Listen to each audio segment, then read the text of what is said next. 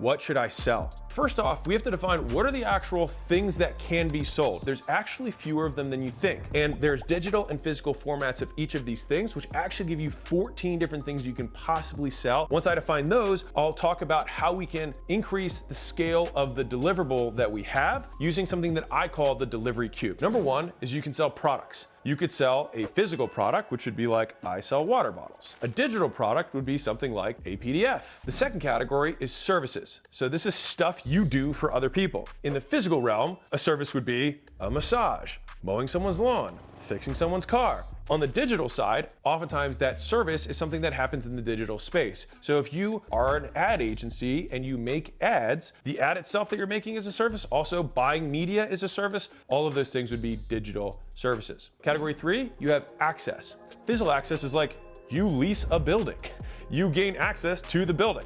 Digital access is you gain access to a library of digital content like Netflix. Category 4 is attention. You can sell or buy physical attention. That could be like a billboard. Cars physically drive past it and see it. To the same degree, Facebook and Google have digital attention and they sell the eyeballs and the attention of that audience. Category 5 is risk. Selling insurance. So you can insure a building, but you can also insure against, in the digital format, a cyber threat. If you're an established business owner and you sell physical products or even services, you can sell the risk associated with it, which is like insuring the product. So some people give guarantees, but you can actually get people to pay for a guarantee, which is insurance. Just like AppleCare is just paid for insurance. The next thing you can buy or sell is money itself. The entire banking industry is predicated on buying and selling money, and the rate they charge is the interest itself. And so you can have physical money, right, like the actual US dollars. You can also have digital money, which I'm not gonna get into crypto, but that is a form of digital money.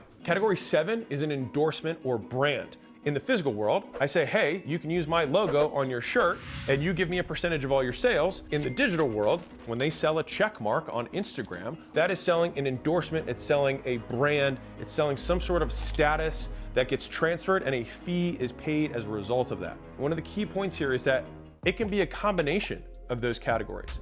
So if someone sells a rock concert, for example, you're selling access to an experience, but you might also sell drinks and t-shirts while you're there. Now you might record it and then also sell the digital versions of that. See what I'm going with here? In terms of picking which one to sell, it's mostly gonna come down to two things. One is the resources you have and your skills, value, experience. If you're a first-time entrepreneur, then you're like, well, I don't have any other experience, but you actually do. And hear me out. Your parents did something.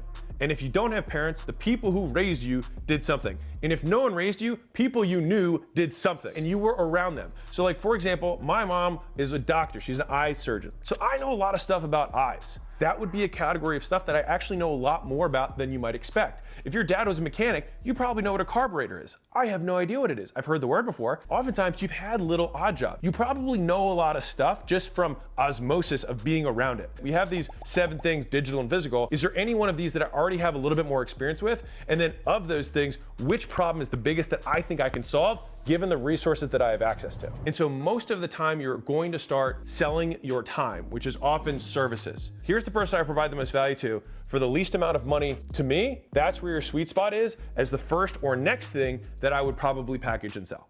Once you've established that, how can I enhance or make it more or less valuable or more or less profitable for me as a business owner? The delivery cube has 6 pieces to it. That's 8. 6. Number 1 is, can I deliver this thing one-to-one in a small group? Can I deliver it one-to-many? Each of these have different value propositions that are associated with them.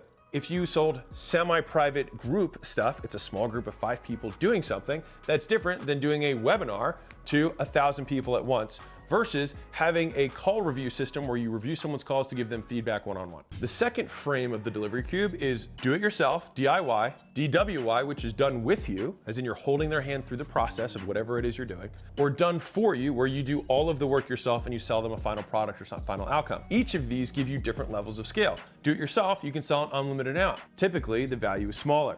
Done with you, you have in between the two extremes of do it yourself and done for you. Done for you is the most expensive typically, sometimes the easiest to sell, but one of the hardest things to deliver on.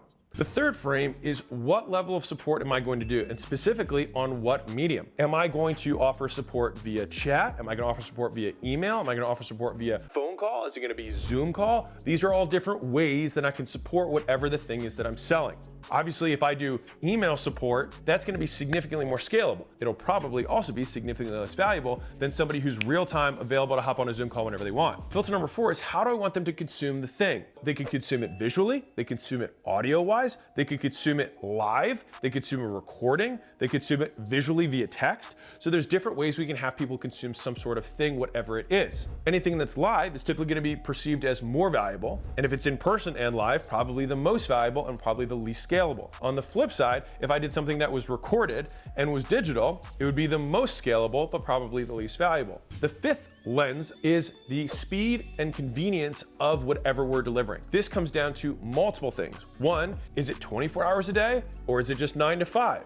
Frame 2 is how many days a week am I maintaining that level of service? 3 is how fast is that response? So I might be open 24 hours a day, but I have responses that are guaranteed in 24 hours, which is different than saying I'm open 9 to 5, 5 days a week, but I respond within 3 minutes. And the ultimate extremes are either you're overstaffed, but your customers don't have to wait, you incur inefficiency so that they have convenience, or they incur the inefficiency and all of your staff is 100% utilized because they're going call to call to call all day long. Different strategies. There's wildly successful companies that do both. Frame 6 is what I like to call the 10x to 1/10 test. If I charge 10 times more for my current thing, what would I have to change about my thing that I sell in order for it to be worth 10 times more? This ultimately gets me thinking in much bigger ways about how much value I would need to provide. Let's say I go from a $10,000 thing to a $100,000 thing. That still would be profitable at a $10,000 thing. It just makes me think differently because I now have to justify my $100,000 price tag. The flip side of that is equally powerful, which is if I had to deliver the same or even more value than I currently am, but I could only charge 1/10 the price that I currently am, what else would I do that would be perceived as valuable but would not cost me enough so I could still justify 1/10 the price but maintain my value? This gives me a very good starting point to both figure out what the first thing I might want to sell is, and then how can I scale it and make it more profitable and or more valuable to my end consumer, and think through the ratio of how many people I would need internally in my company to facilitate that.